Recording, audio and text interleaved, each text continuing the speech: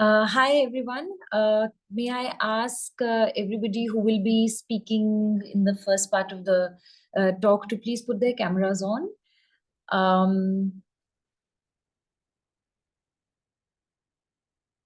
Welcome on behalf of Women Walk at Midnight to a conversation about Women Walk at Midnight, but with women who are running iterations of the practice in very many different cities. This is a first of a kind talk that we are doing. We have all been walking in our different cities. Some of us have walked together, some of us have never met each other. And this is the first time we are coming together to talk about the practice of walking at midnight as women in our cities. We'll reflect about synergies, we'll reflect about differences, departures, and we'll generally think a little bit together about why we walk, how we organize around it, why is it that we keep doing this, the joys of it, the pains of it, etc. This is really going to be an informal conversation between all of us, chapter leads, people who are leading chapters of Women Walk at Midnight in different cities. The way it'll work is I will set the context to the practice, and then I will pass on the baton to the next person, and they will pass on the baton to the next person. I can see in the audience that there are several people who have walked in different cities, and I also invite everybody to please put their questions and comments forward. The chat room is open, and also reflect with us on some of these questions when we open up the room to everybody to participate. We have with us. I'm very happy that this is this group that I get to talk with right now. There's Nabiha, who's been walking with Women Walk at Midnight for several years actually, and she has taken the practice to Guwahati. There's Prithvi, who's taken the practice to Bangalore and then has paused it, and then has also taken the practice to Champagne. There's Amrita, who's taken the practice to Cape Town in South Africa. There's Drishti, who's taken the practice to Faridabad. And there is, I'm sorry, I can't see everybody. And then me, I walk in Delhi for several years. Women Walk at Midnight started at a very particular moment in the city of New Delhi. It started in the context of the 2012 gang rape and murder. On the 16th of December, we are coming up on an anniversary tomorrow, and we are also doing a walk in Delhi to mark that day. And it was born out of that seething anger and eruption that happened in not just New Delhi, but in various cities of the country. Safety for women had become a drawing room conversation, and all of us had woken up to something that felt that was very personal and was very real, the dangers of being a woman in the cities that we were living in. In the 2012 protests, there was a lot of walking. There was walking in grief, there was walking in silence, there was walking in with banners and slogans. And I remember this one particular walk on the 31st of December 2012 that happened from JNU Jawaharlal Nehru University in New Delhi to Munirka. Munirka was the bus stop from which Nirbhaya, as she's referred to in the media, boarded the bus on which then she was brutalized. And in that walk was a very well-attended walk. It was a walk in silence. There was no sloganeering. And then we arrived at Munirka, and there Maya Krishna Rao had performed her theatre piece, walk, in which she said, one of the things that she said in that was, at 1 a.m., at 2 a.m., at 3 a.m., we will walk. And this, for me, actually laid the foundation of thinking about walking in the city. That at 1 a.m., at 2 a.m., at 3 a.m., can I walk? Was a question that came up. I was thinking of doing a 24-hour lone walk in New Delhi, somewhere in 2013-14, I forget now. And in that 24 hours, unfortunately, there was the night. And the impossibility of doing a 24-hour lone walk in the city was so stark and was so, suddenly it was so real that a call out was made and people joined, and we had a collective walk, and one thing led to another, and it became Women Walk at Midnight. It's been several years of walking in the city, in different neighborhoods, in being stubborn and keeping the practice alive, and also watching the practice travel to different contexts and deal with the complexities of those contexts, deal with the realities of those contexts. So while it was the urgency of walking in the city was one for me, as the practice has moved and as the practice has translated and had iterations, I'm also seeing how the urgencies are shifting, the meanings are shifting, the connection happens from different vantage points. In these years, all the words in the name of the practice, women, walk, and midnight, have been stretched. We've had to really question the word woman. Who is a woman? We really have had to ask ourselves, what is walking? And really have had to ask ourselves, when is midnight?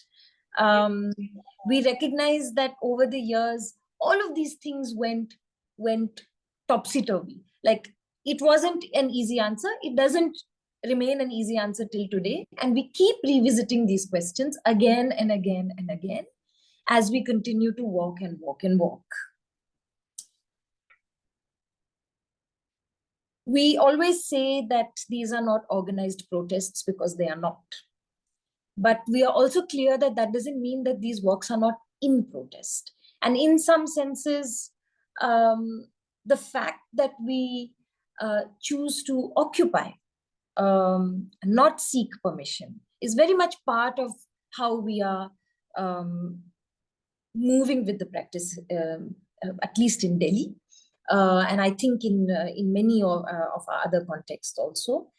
And we choose to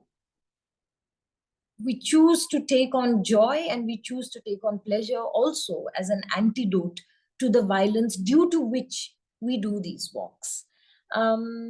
With this, I think I will stop for the moment, and there will be a lot of more things to say and talk and reflect.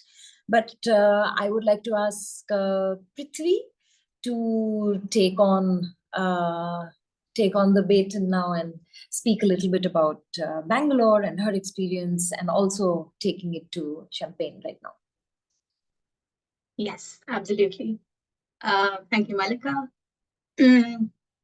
So I studied architecture in Delhi, and during my time in Delhi is how I got to know Mallika.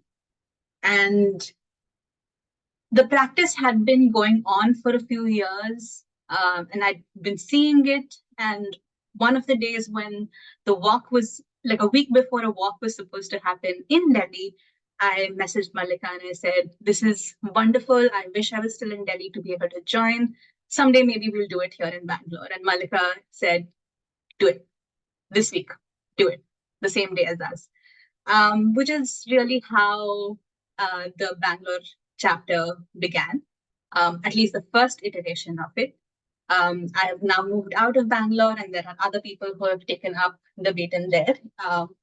But the first chapter of Bangalore, when we first started walking, um, it was drawing energy from the concerns and the reasons why the Delhi folks were walking. So it was still very much part of the same. We are walking in protest. We are walking as people who cannot who feel a certain sense of unsafety in the city.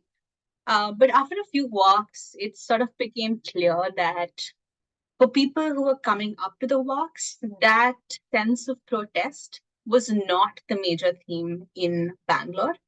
And for most people, it was just, oh, I'm just so happy to be able to have a space where I can come and walk around at night. I've never seen this neighborhood at night.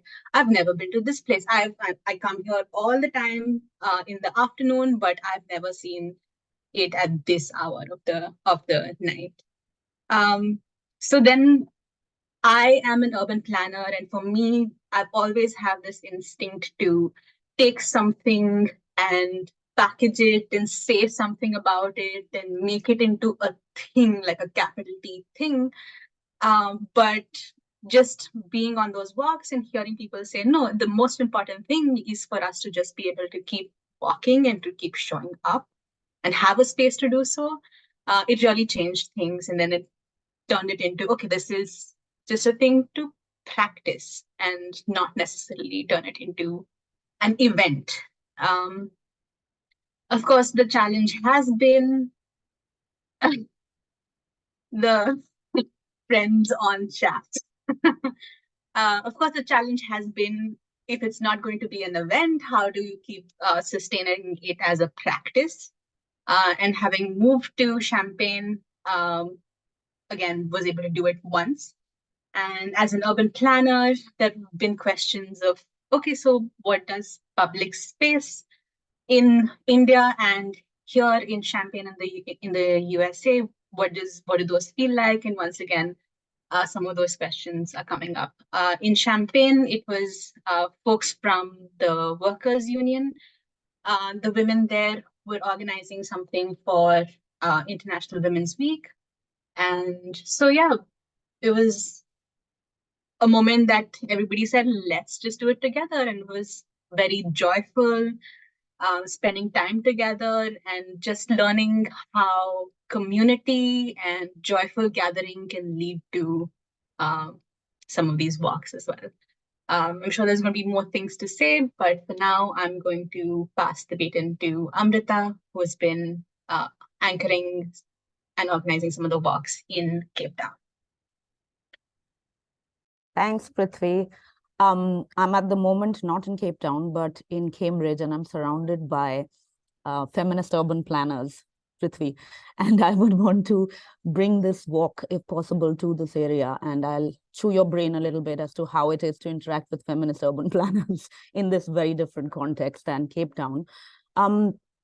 So thanks, Mallika, for providing that really helpful background. So I'm not gonna say quite a few things that I thought I'd need to say now, but instead what I'll do is I'll talk more about what I see my role in this. It's more like a bridge between India and South Africa, because I grew up in Delhi, and I spent the first 25 years of my life in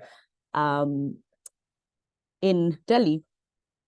Then I moved to, after my PhD in the United States, I moved to Tripoli, Lebanon.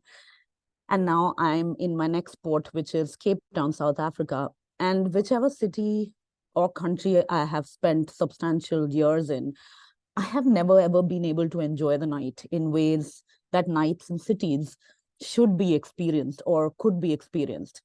And in Tripoli, I suppose, even though I grew up in Delhi, which all the women here from Delhi would know is a really violent city, in Tripoli, I actually learned how this violence on an everyday basis can be inherently intersectional, because I was assumed to be, I guess, because of my hair, I was assumed to be an Ethiopian domestic worker by all the Lebanese men.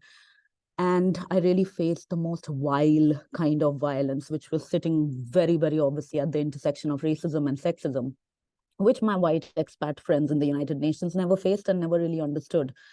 And in South Africa, of course, it's no surprise that these violences that we face as women on an everyday basis is extremely intersectional. And I'm sure when South African hosts, the Cape Town hosts who are also here, they talk about it, this will come up as well. So this desire to walk at night, breathe the night, take pleasure in the night remained a desire. And I kept waiting to land up in Delhi at the right time when Mallika would take me for a women walk at midnight.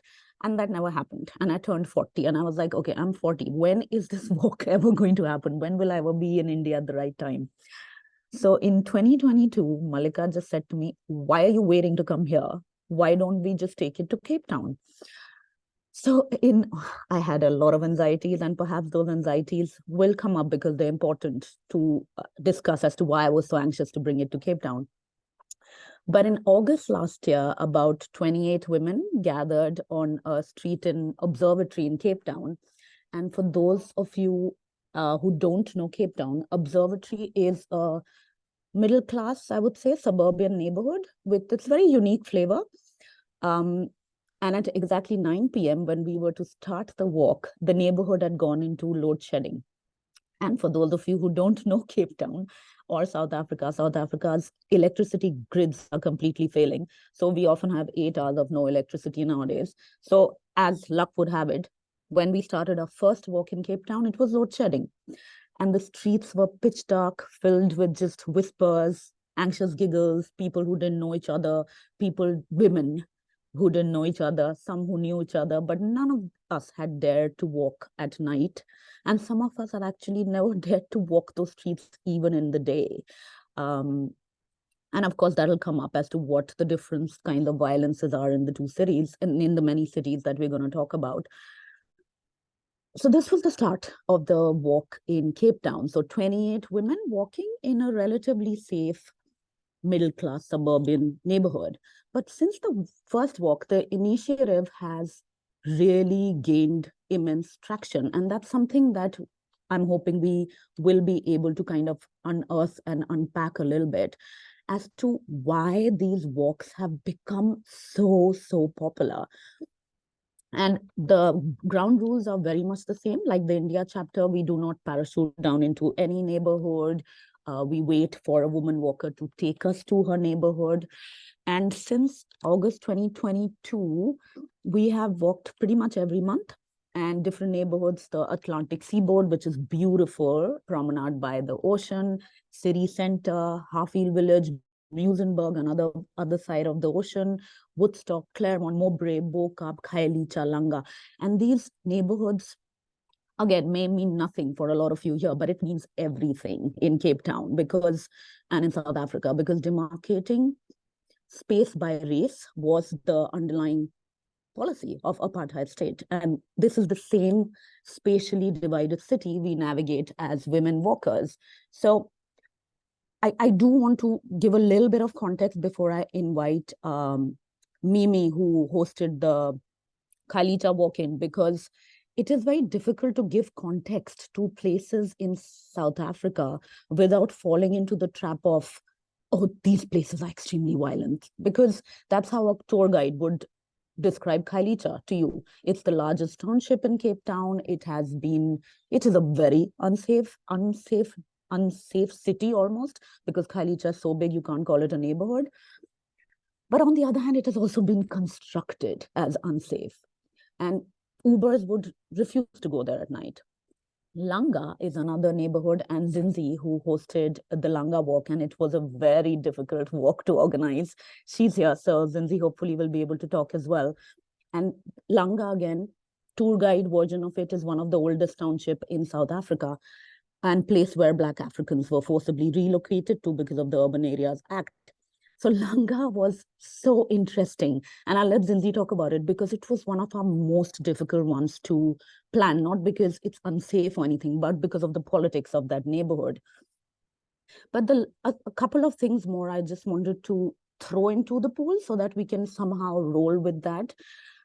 Because I have lived in India and South Africa, I've noticed a couple of things that hopefully we'll be able to talk about, which is the kind of everyday violence that we face for instance, in Cape Town, as compared to Delhi, the city that I've grown up in, I don't know the other cities that well, is, yes, of course, it's very similar. And that's why this idea of women walking together doesn't ring as anything that needs to be explained. But at the same time, there are differences. And the kind of everyday violence that we see in Delhi, where we literally have to navigate men's hands in crowds, that's not the kind of violence we see in Cape Town. It's a very different kind. And I think it's important to talk about the different kind of violence and how that connects with different kinds of anxieties. The second thing I want to throw at the pool is the idea of sheer numbers. Because in Cape Town, when we walk, there are times when we don't encounter anyone at all. It's empty. And I have a feeling, I could be wrong, but I want to hear more, is that this thing of not interacting with any person at all, except the people who are unhoused and are on the streets, does that add to our anxiety? Do we want to interact with men, or what is it? What makes our hearts hard more? Empty streets or lots of men on streets? So that's something we've talked about a lot in our Cape Town walks. And the Khayelitsha walk was really interesting because we had such beautiful interactions with men on our Khayelitsha walk, which we don't ever do in many of our walks. So I want to take that, and if I may, just invite Mimi, who co-hosted the Khayelitsha walk. If Mimi is there. Mimi, are you there? Because I don't want to speak about the Khayelitsha one. That was really one that made everyone, all the women walkers, really anxious. I don't see Mimi there. Maybe Zinzi. Zinzi, can you come in and talk about the Langa walk? Because that was another one which gave us quite a bit of sweat.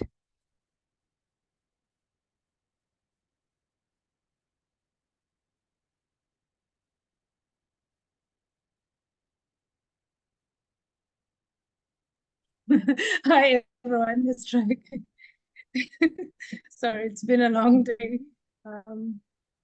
So I'm Zinzi, as Amrita has mentioned, and I won't go into the history of Langa, but the walk itself, the planning was very tricky. I grew up in Langa. I lived there for the first 21 years of my life, and I've been out of there for about 18 years now. So I thought it would be great to take everyone back to a neighborhood that I grew up in, where I still have some family members living there. But it proved very difficult. First of all, I was seen as an outsider because I no longer live there, and I was seen as an outsider who wanted to bring strangers in. And with that, there were a whole lot of community stakeholders that wanted to be involved. One of the requirements they had was they wanted us to come and do a presentation explaining what the walk is about and why we wanted to do it. And I had to push back and say, we're not asking for permission to walk. This is more of, I'm trying to inform you that this is happening, but I'm not asking for permission. And it took a while of going back and forth before we could finalize things. And then the walk was delayed by a week due to a protest that was happening at the time. I think it was the Texas strike that delayed. And on the day of the walk, there was even more pushback. I didn't realize that the politics in Langa, just in terms of who controls certain sections of the neighborhood. So even though there's a broader street, I don't know, advice center, street or different sections of the neighborhood have different people who are managing those sections. And on the day we met those people, it was a bit uncomfortable because there was also police presence who were just being tailed as we were walking and being pulled to the side by the community, I don't know, leaders wanting to be involved. But what worked was the support that I, as the co-host, received from the other co-host and also from the other walkers. So we were able to not lose our minds, really, and just try and remain grounded through the chaos and just keep walking, which is what we had gone there to do in the first place.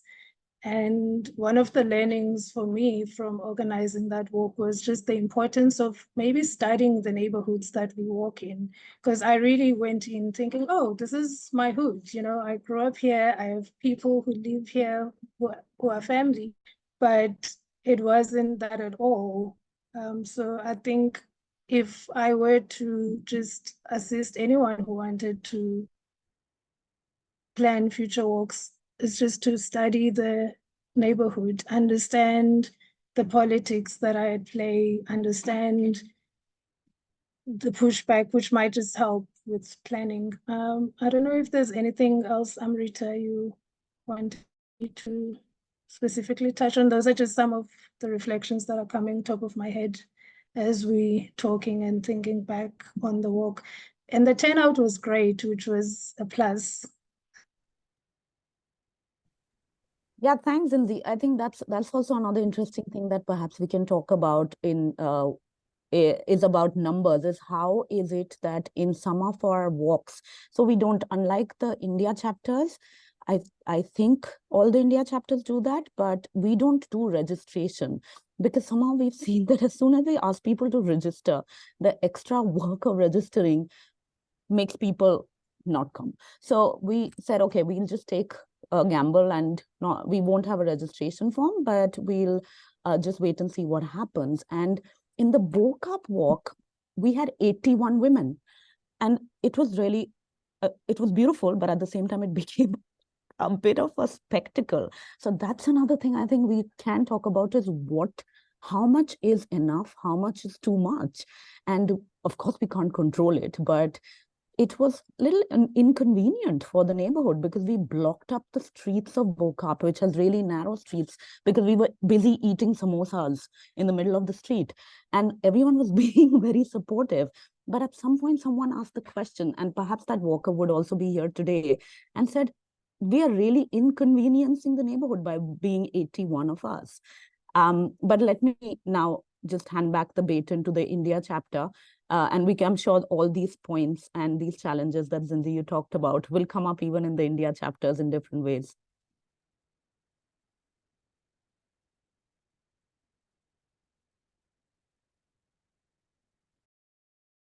Mallika, you're on mute. Nabiha, would you like to reflect a little bit on Guwahati?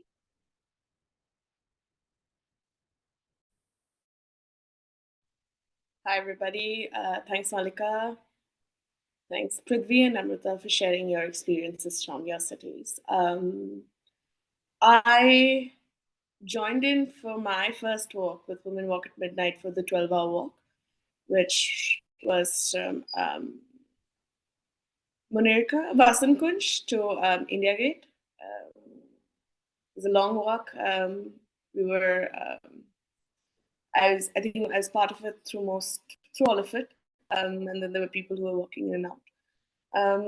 I was very fascinated by the idea of doing a 12-hour walk in a city I had lived in for a couple of years at that point of time. And I think I went with a question in my head, what is this walk about? And what do we do in a walk like this? And I think the question remained for a few walks post that, before which it kind of dissipated, and there was no, like I think Prithvi said, there was no reason needed to walk. It was more of a practice. It was more of a doing, and being on the road, and sharing that experience with other women who lived in the city, who saw it as I did, and probably from different perspectives, which I'm understanding now as I hear everybody speak.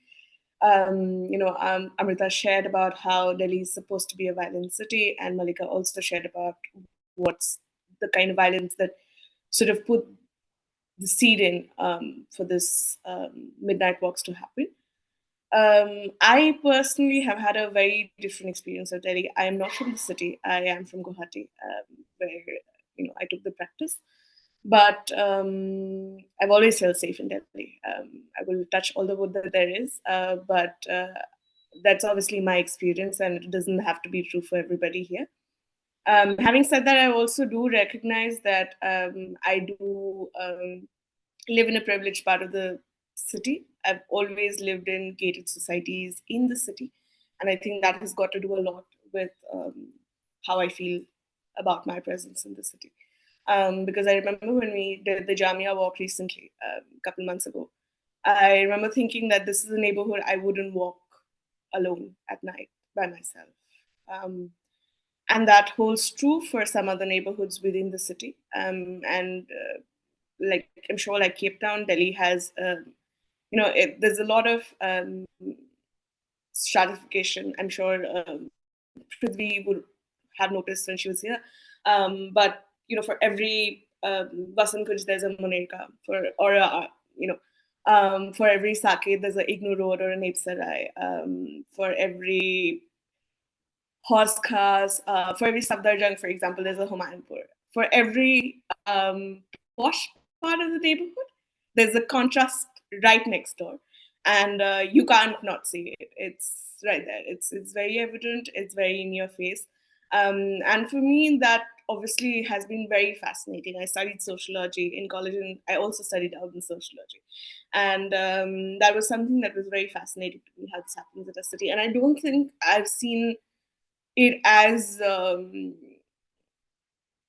closely in any other city. I know it also exists in other cities in the country and also elsewhere. But to be able to walk in these not so safe term neighborhoods as women, where a lot of times we were the only women in the streets, was always, it was an experience I think we took with us to see and feel how just the mere presence of being on the street makes us feel.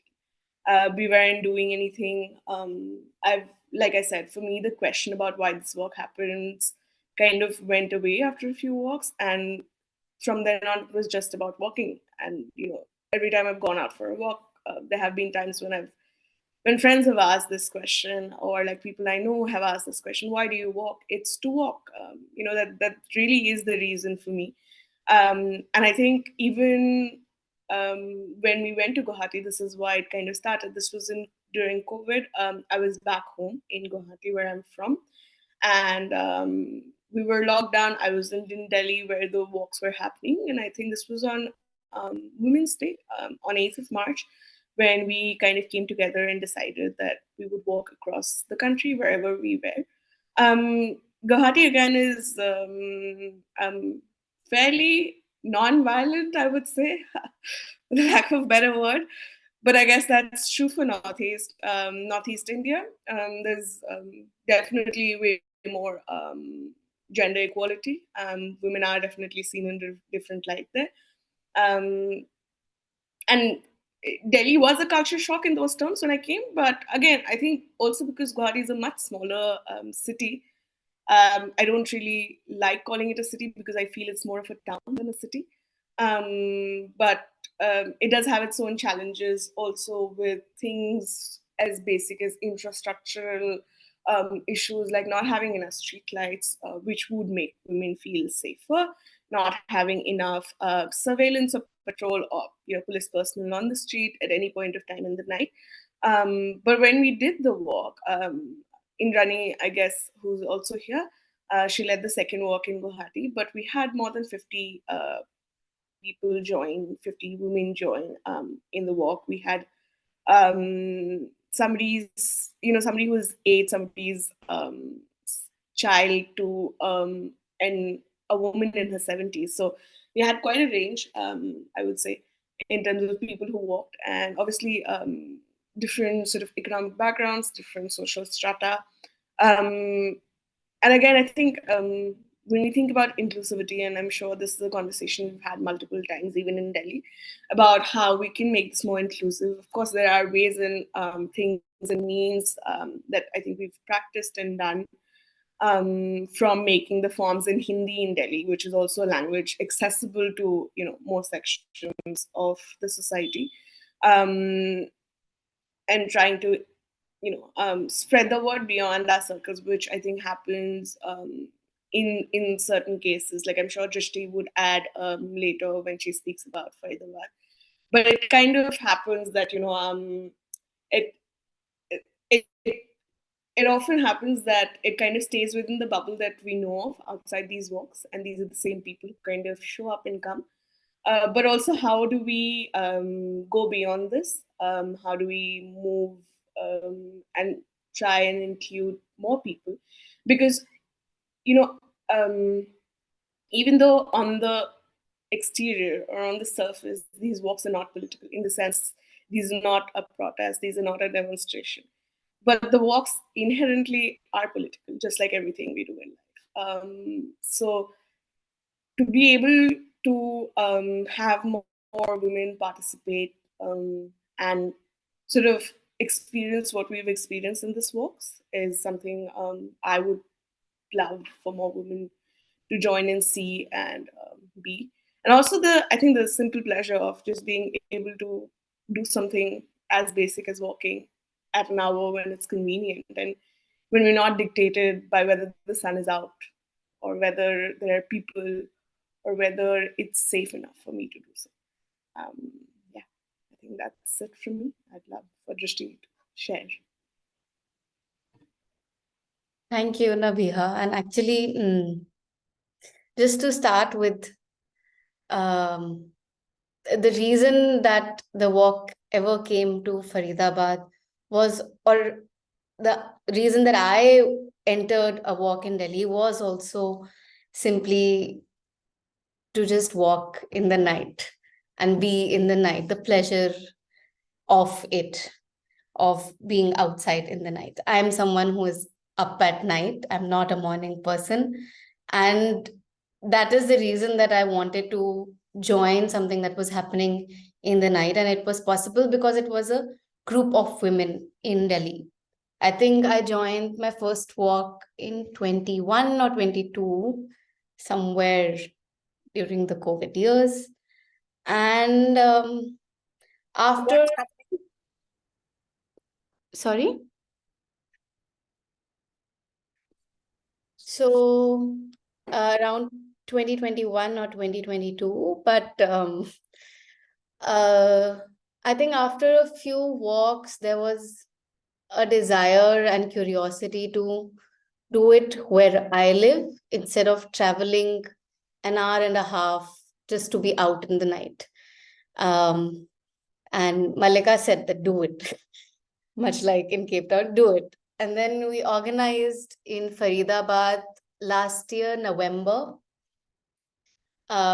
which really had Mallika, another friend of ours from Delhi, Aman, and then my friend, my mother, and a domestic worker from my home, Meri Didi. It was just the immediate circle that I could gather to do it, the first walk. And I think the first walk for me was for me to be able to do it in Faridabad. And I think in trying to make it more and more occurrent, right now we just did a third walk last 9th of December. It has slowly become, I want it to happen here as well. Because it is suddenly, now I realize this is a chapter and a practice rather than one lone walk that happened in Faridabad. It's also about feasibility of doing it where you are instead of going away from where you are to do whatever feels thrilling or nice. One thing, because we spoke of numbers as well, this is where Faridabad walk is struggling, is to organize in a way that it catches more people. We have not been able to get more than 4 people and not more than one person outside of my immediate circle. And I think one of the reasons is the way Haryana is deemed to be. Faridabad is part of Haryana. Haryana is deemed to be unsafe, which is not true. And then it being part of NCR, so things happen in Delhi and not in Faridabad. So to the kind of audience that I have seen in Delhi walks is so different. I think so that will eventually come up in Faridabad walks. The demographic is mostly families. Instead of it being varied with students and people who have come here to work, etc., etc., etc. The urban space of Faridabad is at least families. So the way to reach out might have to shift according to that, and less it requires, where I am lacking is that hands-on in the groups of Faridabad, on WhatsApp groups, on more sector-based groups rather than my school groups or Instagram. That is not the way networking works around here. And I have felt personally for like the walks here as much more secure, because I think for me, because it is in the area that I know. When as a walker, I am in an area that I don't know, it's thrilling and fleeting and exciting. But the way it's a different kind of pleasure to do it in the streets that you have walked your whole life, but not in the night, perhaps. And it's quieter, actually, to Amrita's point. There's not much nightlife around the streets of Faridabad. The shops close down. It's some lights are working, some lights are not working the whole year. The roads are not that great. But the quietness and lack of people around after a point has felt more settling and more, or a different kind of pleasure than being in a big group and being in a place which is so happening and suddenly there are like women walking in there. Like these are two different kind of pleasures. Yeah.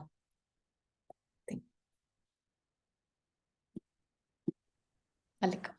Yeah, thanks a lot, everybody. I mean, that's so much has been brought up, and I'll just try and pull some of it together and throw it back again. I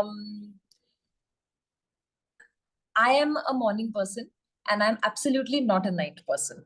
So actually doing a midnight walk for me, before I get to it, is a bit like, whose idea was this? And then I have to remember that it was my idea. So I go anyway, but I always come back very, very grateful for having gone there. I remember the first walk in Cape Town, I was there, and Amrita had actually shared that they are only 22 women. And I remember thinking, 22 women? This is a lot of women. This is a really good participation. This is a great group, because Delhi does not see those many women gather for the walks. And one thing that has been really encouraging and boggling also to me about the Cape Town chapter is that how is it that so many women gather? How is it that here the maximum we've seen, I think, is about 60, but it doesn't break a certain number. And this is an interesting question to speak about. I think everybody, if they can reflect on organizing and how these numbers are coming or what they're feeling about it is, Delhi is a completely different city also. It's a mega polis. It's a bursting at the seams sort of city. It's also huge. So traversing neighborhoods is very difficult here. And actually that is the reason this neighborhood model came into being, because it doesn't make sense, you are right, Drishti, for you to be traveling to Vasant Kunj to do a walk, and for Vasant Kunj to be traveling to Noida to do a walk, or that's why the neighborhood model, that the idea was that every neighborhood can have their own chapter, that women should be able to get out of their homes, take a walk, and go back walking to their homes, and that this thing of carpools and cabs and crashing at each other's place, while this is all gestures of solidarity and trying to find a way to completely do it and carry on, actually shouldn't be needed. That it should be possible to just move seamlessly in and out in your neighborhood. And you're right about like this comfort of being on your own streets. at night is a different kind of relationship to your surrounding than going to a different part of the city. And yet I say that actually I've also noticed that the fact that people can go to a different part of the city and walk is liberating for a lot of people, because it is the toughest for a lot of us to create the revolution around the house where we live. That actually for so many of us, for so many reasons, we have to protect where we live. If even for me, that we have to protect our where we live around us, and that it's easier to go a little far away to do the walk or to a protest or to paint graffiti or whatever else it is that we are choosing to do. And this also becomes an important sort of thing to do. Holding a long-term practice really teaches you a lot about like how things happen. Ebbs and flows are start becoming apparent, and I've realized that no number is bad and no number is too much. Both come with their challenges that have to be understood and dealt with. Large numbers are, yes, they can be rowdy to the streets in some ways, but I have felt, personally, I have felt, why not? Small numbers are scary, but the intimacy that comes in those walks are beautiful, absolutely beautiful. The kind of conversations and how we are able to move and go to places, it's been really, really nice. Cops stop us less when we are smaller numbers. Cops stop us a lot more when we are larger numbers. So I think it's just different day, different reality. And actually that's why also I feel like this is a practice, because the repetition, I'm a theater artist, and I think in terms of rehearsal. I think every time we do a walk, it's a different performed experience, or it's a different spectacle. It's a different gaze that falls on it. It's a different gaze that goes outward, and a different image that is created on the streets of the city that we are living in. And every time it's a new detail that one has to deal with. Yeah. Just last thing that I want to say is that actually over the years, some very sharp fault lines of the practice have also kind of like made themselves appear. Like there are inclusivity is a very big part of the conversation that we have here. We are able to do this because we are also women of a certain class, caste, certain gender within Delhi, I'm talking about. And I think it's really it's really obvious that things change, and we have to look at the question of inclusivity of class, caste, gender, race, religion, disability, all of these things when we are thinking about how walking is happening in our cities and what it actually means.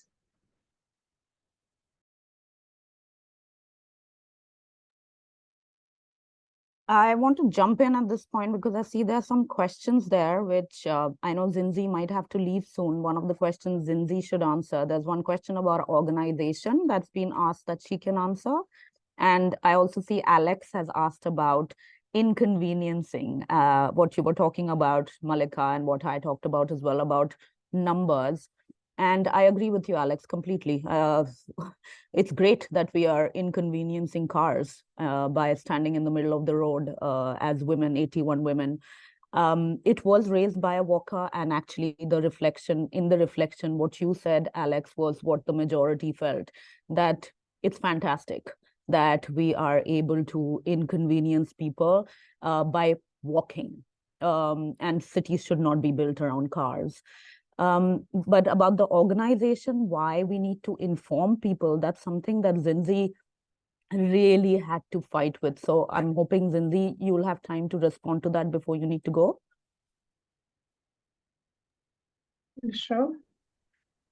Sorry, can you just repeat the question? I caught the last part of it about organization, or I can just pick it up There from was a the chat. question there, I think it was for you, which says that I don't understand. I'm not. Moni Konkona says, I'm not aware of the context, but wondering what it is about informing them, and if it isn't possible to just walk around that neighborhood. I think the reason they wanted to be informed is, again, just mainly political, because it's different people have different powers within the community, and different people have power regarding what can happen and what can't happen. I think it mainly boiled down to that. And I see there's a question in the chat about, have you considered partnering with existing women's organization? While it's not directed to me, I think I can just touch on it a little bit. When we had the walk in Langa, it was in August, which is also Women's Month in South Africa. And I found out a couple of days after we had the walk, when I was chatting with one of the people, they're saying that the women's organization from Langa felt sidelined by not being part of this, but I didn't even know that they exist in order to reach out to them and make this a partnership. So that was an interesting thing to find out about after the fact. So yeah. And I'd like to add to that, because that's one of the things that we sometimes do too much in Cape Town, is partnering with organizations, and that creates its own politics, of course. Who did you partner with and who did you not partner with? But I wish Mimi was here. I think she's traveling, that's why she couldn't make it. She's the one who helped me organize, and she co-hosted the Kailicha walk. And Mimi runs a bicycling club, a bicycling hub for young women in Kailicha. And that's how she was, in some sense, able to also reach out to so many women who've experienced how unexpected it is for others to see women cycling in general in Cape Town, but at night, 2 and 3 in Kailicha. So she really has experienced that with young high school girls who she takes out cycling with. And so that's why, in some sense, she was such a wonderful partner to have in the Kailicha walk. Nadia, who was going to join us as well from Salt River, she, apart from the many million things that Nadia does, she's also a feminist activist who runs Palestinian art murals and does tours around that in Salt River. So Alex, your question about have you been thinking about partnering, that's been fundamental to the walks in Cape Town.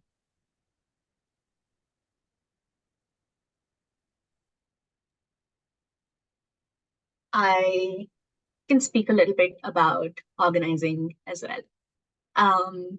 Like Drishti, I think whenever I've organized walks, it's mainly happened through people that I know. So when my friends from school are visiting town and everybody's in town, they are the people that are showing up to the walks. When I was doing a fellowship and I was in one institution, those were the people, and their friends and through their networks was how people were showing up to these walks. So every time, for the most part, it's been immediate people and then people who they know that have been part of it. Here in the university, just being part of the university and having other women, just you're running to more women in general, because you're in a place where your interests, your common interests are bringing you together quite a lot. So them and their friend and my friends were the people who were showing up, and then beyond that. So that has really been how I've been able to organize some of these walks, and sometimes that has also been why it hasn't like really grown because sometimes I've moved, so then the people around me have changed, and then it's been hard to keep that practice up because the people who attend keep changing. That's one part of it, but the other thing that some of the things that you were speaking about that came up is I'm an urban planner, so I think about place. And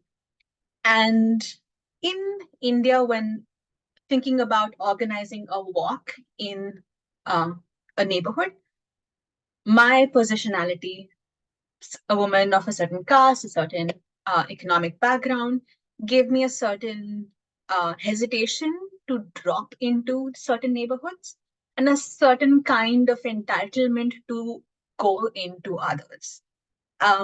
Here in Champaign in the US, I feel like a lot of that has flipped. I feel most comfortable organizing walks on the campus that I live on. But when I think about some of the suburbs or the neighborhoods outside, I feel like I don't have access to those neighborhoods, which are actually similar to neighborhoods that I would have otherwise had access to back in India. So for me here, the cabs that I would have taken in India are a lot more expensive. The public transport that might have been available in India is not quite available here. I do not have a car here, whereas I could have borrowed my mother's car in India. So a lot changes just because I'm in a different place. And here, when I think about I have a campus from where I can organize, it's very different from thinking about, okay, if I move from Chicago to a different big city, say Chicago, move from Champaign to a big city like Chicago, like where would I even ground that practice? So I think place and the people that are around me have been really important, and moving has really shown me how different organizing can be in different places.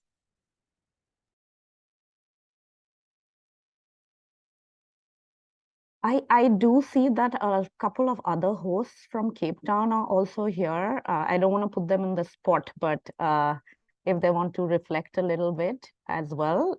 Carla is there and Robin, they're regular walkers, and they also have hosted in different neighborhoods. Farzana is here, I see Tania is here. You don't have to, but if you can, that'll be great.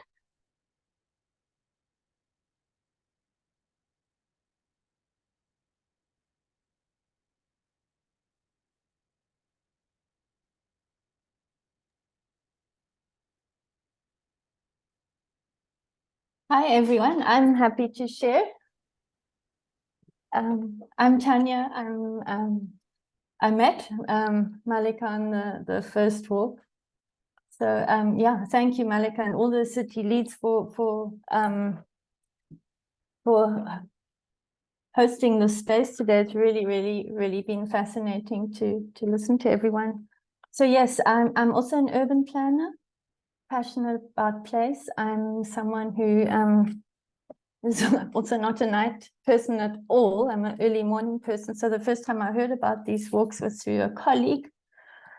And I couldn't resist because I am passionate about walking. And as a planner, I'm passionate about the commons, public spaces, about safety, about healthy cities. So I couldn't resist, but I was very hesitant about the hour. But now you've asked me to reflect on organizing. I organized a walk in Woodstock, which is in some ways, to those of you not from South Africa, you could describe it similarly to Observatory. I also helped host the Book Cup walk.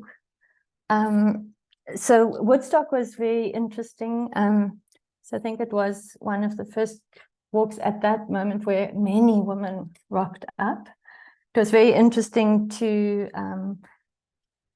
experience the responsibility of bringing people to your neighborhood, and you know the worries around keeping women safe. There was always that fine balance of you want people to stay right to the end because that we are each other's safety, and still keep space for reflecting because that's so important. We find often people then rush off because it's so late in the night, you need to work the next morning. So how what I find worrying is sometimes some women then do kind of just walk off, and are they still say that's not meant to happen. What happened in Woodstock was really, really heartwarming. Local women were so excited about this walk and started their own chapter. And there was enthusiasm about, oh, this is so beautiful, we should walk every week. So that kind of poses that question, what are our aims? Is that, do we want pockets of this everywhere, women walking? So that was really heartwarming. Yeah, there's so many, helping in the book hub is a, one could partly describe it as a more patriarchal neighborhood. So it's very interesting organizing a women's walk there, and also at a time where was that the terrible conflict, the war, and there were big polarities in the neighborhood.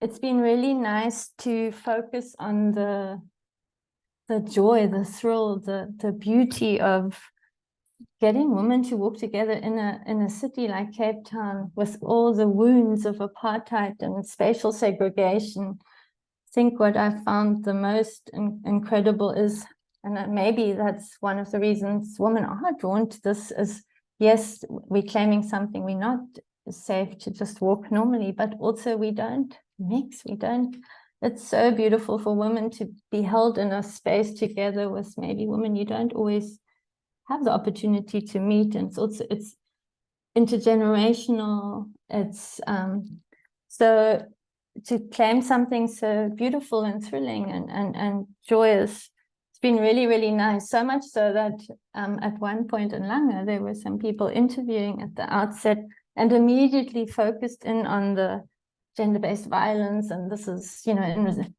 where it was almost jarring, like, why do we have to speak about the horrors and the awfulness when there's something so enlivening and beautiful with these walks that's so healing, and it was boxed right away as this is, of course it's political, it's of course we need to claim space. So yeah, those are just kind of some there have been issues around inclusivity, funny issues, some suddenly, can we bring dogs? And to realize that not everyone, experiences dogs in the same way. And so it's interesting, every neighborhood, every walk brings new issues that one hadn't anticipated. Yeah. I'd like to I don't want to hog space. There's many other women from Cape Town who are organized. I just jump in and say, we lots of journalists write about Women Walk at Midnight. And one question that comes every time, without fail, has something ever happened on a walk? It's almost like they are asking for a juicy detail, And I dislike this question, because what are you to say? What kind of an answer are you searching for? If I say no, you feel like, no, but you're in Delhi. And if I say yes, then it's almost like you're feeding that, like this, I don't know, it feels very like, why do we have to tell you, like, and why does this question come up? So actually, in order to avoid this also a little bit, we say, okay, you want to write, you walk with us, and then you write, There are other walkers from Cape Town, and they can also talk, and I can see some walkers and walk leaders also from India. I see Aman here. Well, Mahima is here, Gargi is here, but it'll be cool to listen to them also. With Mahima, we've had discussions about trying to do this in Saharanpur. Yeah, Aman, would you like to?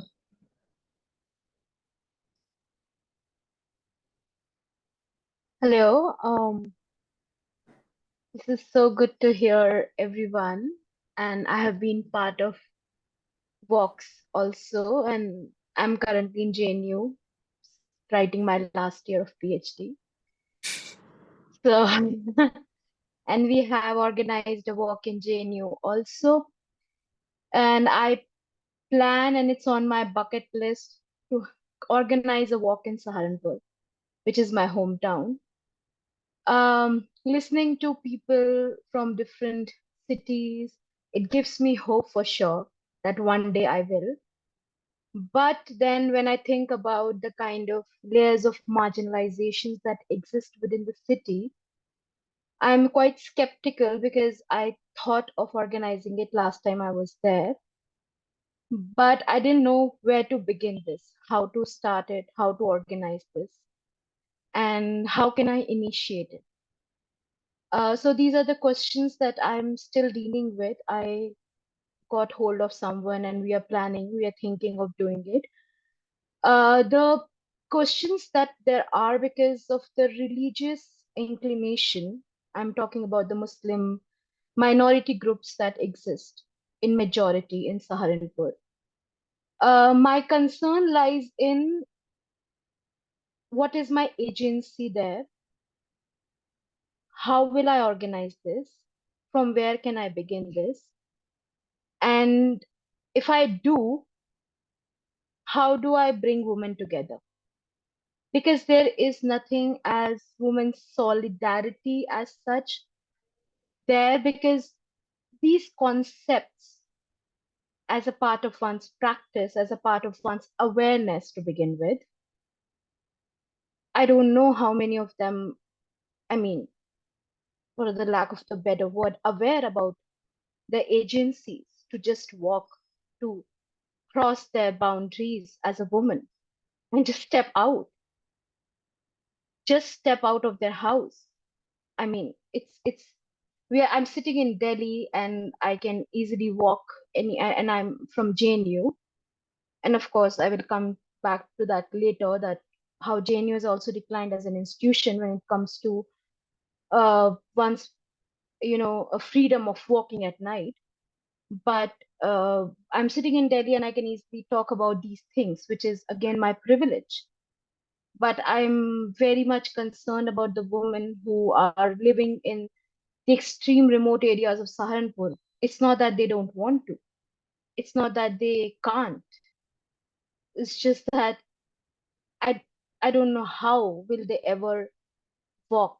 It's not that they don't go to marriages to attend the weddings at night. They do. But there will always be a companion with them. There'll always be someone accompanying them. It's as simple as that stepping out to buy a salt. You can't go if you don't have a companion. So this is indeed a challenge for me. And I think it will be for me at least a revolution if I happen to do at least one walk in Sanpur, which inshallah I will. I'm so sure about it. I will. And I'm kind of building. I'm talking to my friends, at least with my friends I can start, with my school friends I can start, and slowly we can start bringing in people, because this is also something which reflects with my PhD as a scholar. I'm working on marginalized Muslim performing communities. So I want to do that. This is something that I really aspire to do. And also tomorrow's walk, why I think it's coming to this part of my life.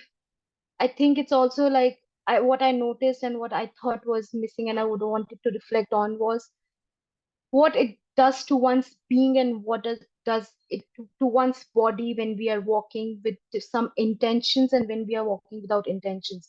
For example, tomorrow's walk, I remember last time when we walked, it was Nabiha's, 16 December, we all know why we walk.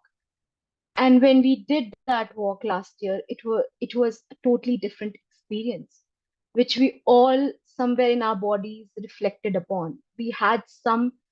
There was some sense of something happening with our bodies when we did that walk, which was very different from the other walks that we do.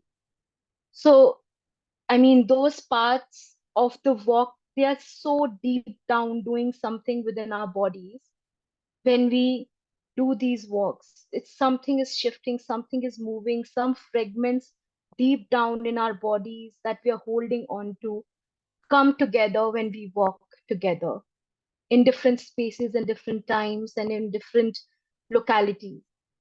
So, and also in JNU, when we did, I remember it was a huge turnout. So, university spaces, they bring in a totally different energies, they bring in a totally different dialogues, totally different debates altogether. So, even JNU as a space, when I started in 2014, I was told that this is one of the safest places in Delhi. I'm sorry, I don't think I cannot say the same about JNU. I don't go for walks now in JNU, which I loved doing once. And I often think why I don't do that anymore. Why I can't just get up and go out right now. Because there have been incidents now where women have been, I mean, I was told that you can even walk naked and JNU, it's the space which will, nothing can happen to you. And I mean, now is it because recently there was an incident where there were two women who were walking on the streets and they were just pulled in a car by these young men and they were drunk and there was a huge incident. This is happening in JNU inside the campus where we were apparently, and we all know the incidents that have happened in JNU since like past 4 or 5 years. So I mean, these challenges with these walks, the challenges are also increasing as we know the politics we know the kind of marginalizations that there are, we know the kind of attacks that there are as an institution, as a society at large, what we are witnessing. So I think these walks have helped me, people coming from a certain section of society, some kind of hope. And with that hope only, I think that one day, inshallah, I'll do that walk in Saharanpur. But and once I do, I think I'll be all up for it every time then. So yeah. That's all for now. Just wanted to quickly add to what Aman has shared. I think in India, there's a lot of politics about where you come from in terms of geography. And post 2014, there's also a lot of politics around what religion you belong to. I come from a minority on both aspects. I come from the northeast of India, which is marginalized in multiple ways. I also was born into a Muslim family. Again, a minority, and the challenges, like Aman has shared, has only aggravated post the current ruling party that has come into place. The extent to which women from both these minority communities, which I often find myself in due to being from the place or having family from the same religion, it's unbelievable the kind of extent that they would go to remain invisible to the largest section of the society. We don't want to be seen. We don't want to create a ruckus. We don't want anything that identifies us and puts us in a place where we are answerable because we're already not at par with the rest of the society. And that being said, people in these spaces, in these cities, or in these people belonging to these religions, people belonging to places where these religions are are a majority, like where Aman comes from. People don't want to take these kind of risks because not only does it jeopardize their own personal safety, but it also jeopardizes the safety of their entire community. There's a lot of onus on everybody who comes from those communities, but more so on women, because that's how we've been conditioned to believe, and that's how we've been conditioned and raised with. We don't want to bring shame, per se, to our families, to our societies. We don't want to create trouble because there's already enough trouble happening. What's happened in Manipur over the past year, what's happening to Muslim neighborhoods across the country over the past couple of years.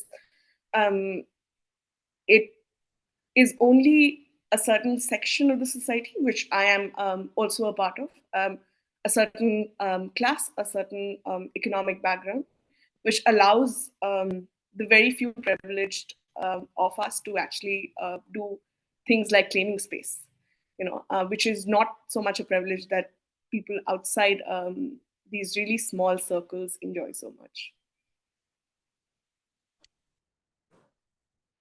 Actually, can we bring this conversation to Cape Town, which is completely like will respond to some of this in very specific ways also? I see Undine and Robin are there, Undine helped us organize the Bokap walk, and Robin is a regular walker. Do you want to jump in, guys, at this point? Respond or just reflect?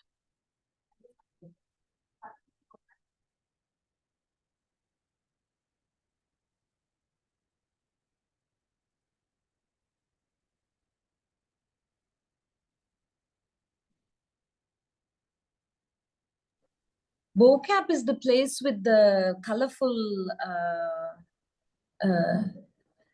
It was interesting. Absolutely. It was interesting for me to see that there were 80 people in, because Bokap, it's also looked as says this is one of the places you must see when you're in Cape Town. So this is an interesting sort of like place to have 81 women. Okay. Yeah, I go can ahead. maybe say a few things if you want as a host, but Absolutely. I'm sorry, I've just joined because I've been on another mission. So I heard the last speaker though, thank you. But I wanted to reflect that what really struck me about the walk in Bokap was just that there's such a deep longing. There's a deep longing to cross the conventional barriers in the post-apartheid space. So we are very much resegregated, maybe you could say, I think, in the conventional areas where apartheid succeeded to segregate according to race and class, and also build the urban environment very much so. Tania can speak much more about this because this is her topic, what she teaches. I hope you're going to speak about that. But the urban space is created so that you can't leave your area. You have one exit, one entrance that the police can easily control. This was the design to contain people. So it's not a natural ease to flow through the city. And in Burkhab, what you have, which you don't have in a lot of places anymore because they are all closed, you have a lot of small alleys where you can crisscross. You don't have to stay on the main roads, but you can enter, to the left side of one house and come out on another block down the road and so on. So I've always thought a lot about this, how it links the space and the fluidity in the space, and the fact that these haven't all been gated and privatized and locked up, that there is something that reflects in the possibility to transit across certain barriers that are otherwise have become so re-accepted, I think, in the post-apartheid space. That oh yeah, but people don't really want to mix, etc. And then I could speak more about the men and the response of the men. That was really interesting. But maybe Tania, do you want to speak, or Amrita? Yeah.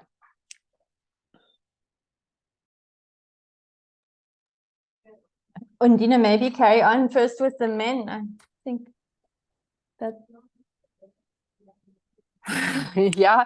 So the part this from my teachings of my neighbors and guides here in the Burkhab, one of the significant resistance to apartheid here was, of course, starting in the era of slavery already. So there was a very significant movement around Islam, but it wasn't the only movement. The movement among the slaves was to be able to practice spirituality of all kinds. Many kinds of spirituality were here.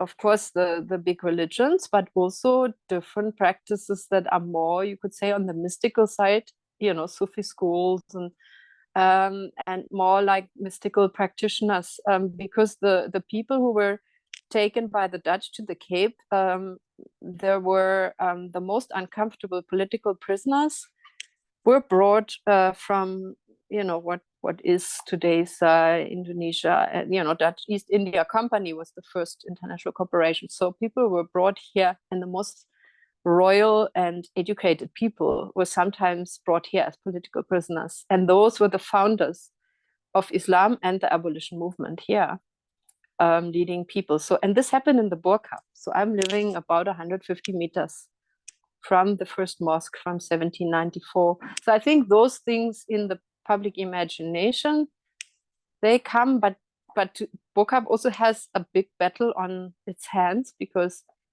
the city and the kind of capitalist economic space, they want the picture postcard and they want to grab the commercial aspect, but they don't want these uncomfortable people who resist development and who don't want a lot of things like commercial grabbing of spaces and so on.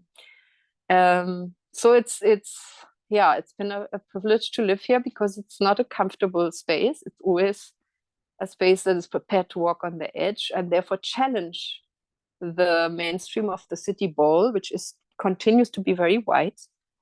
And Burqa is decidedly not. And if people are willing to partake and move out of their comfort zone, then there is an enormous welcome and warmth and creativity together here. So I think that was really important.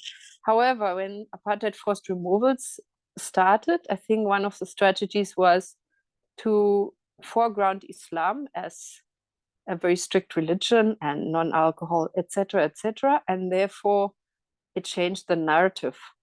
And so it brought a patriarchal element that wasn't necessarily foreground before. So I think this is the reaction of the men. It was just that it had to be going through a whole process of asking permission from various formal and informal authorities for us to be able to walk. And then there was a lot of explaining why we didn't want protection. and then there was a lot of grumbling. And eventually I saw in one chat that the men were like, we're going to have our own walk. And I don't know if this has happened to you, but I haven't seen them having their own walk, but we thought it's a fantastic idea. We wanted to see the men having their own walk. But yeah, I don't think it has happened. So okay, that's thank you. I just need to quickly load my son's Uber account, because he needs to take an Uber. So I'll be listening, but I'm just going to switch my camera for 1 sec. I'm here. Thank you. Thank you. Thank you very much. I think that's a great note to end on, that men are grumbling that they'll do their own walk. Good luck. We've come to the end of the time, and just before I ask for last comments from anybody who'd want to unmute and say something, I'd just like to say that this conversation is being recorded, and it was recorded with the view of posting online publicly. I don't know whether now we will do this, but for anybody who has spoken and they have a discomfort with something that they have said to be present publicly, if you know me, just send me a message. If you know Amrita, send her a message, or just communicate to one of us. I think we all know each other in some way or the other, and then we know that there's a difficulty, and then we won't do it. And with that, any last thoughts, last comments that anybody has?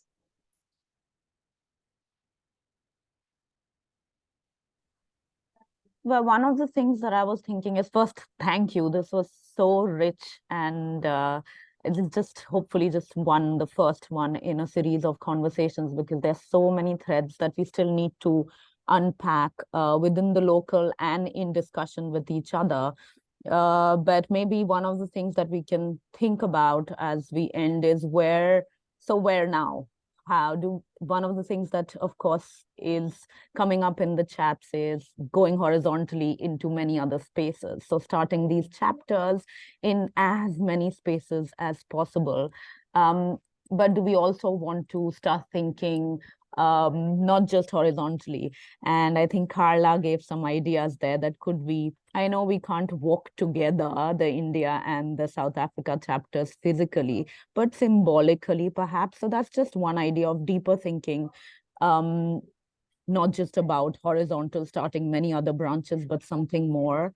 And we are there, we are all around, we all have our connections, we can keep conversing. This need not be the end at all of this conversation.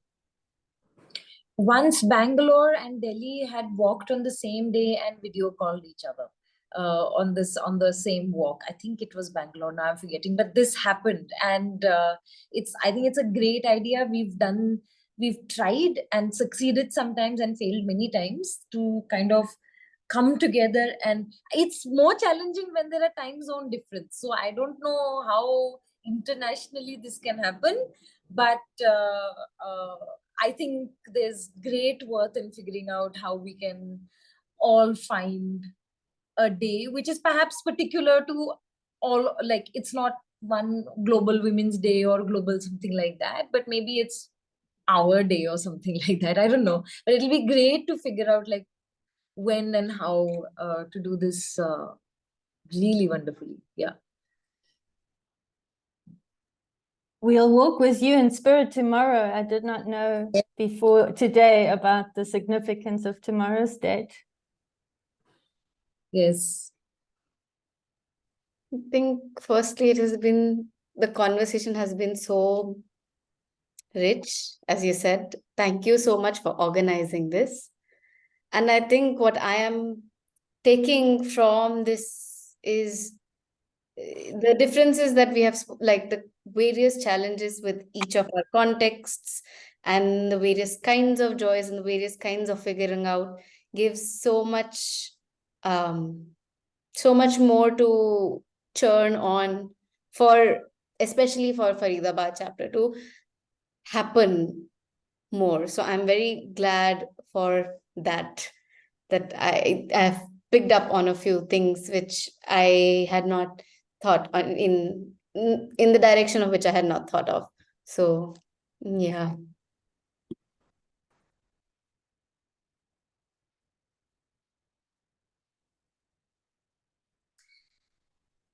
Okay, I will, Undine, would you like to say something? Just that I will watch the whole recording, and I'm hoping that we'll do it again, because today there was so many things.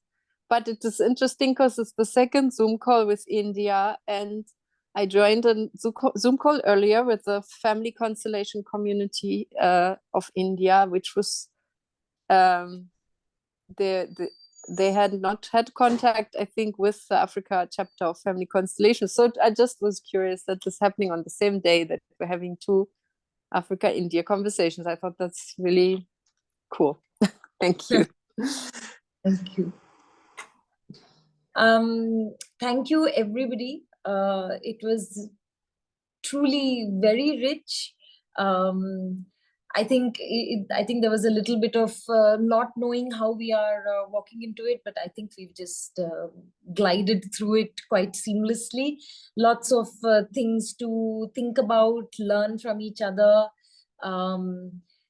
We didn't get to, sorry, I'm also getting distracted by the comments. I'm just,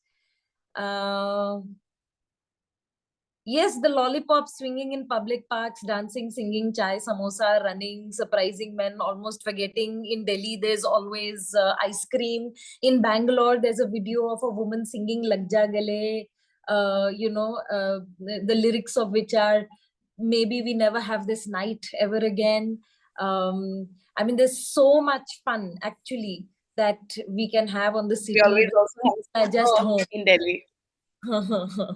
So we have a speaker, there's dancing, and I see that in Cape Town, people have cooked for each other. There's warm drinks, and there's all sorts of gorgeous, beautiful things. And I think beauty is a driving force also behind what we are doing.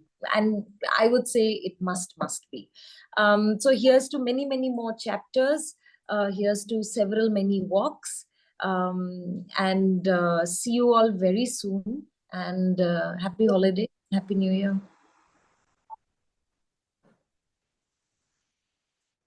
Thank you, everyone. Bye-bye. Bye. Thank Bye-bye. you. Thank you. You. Bye.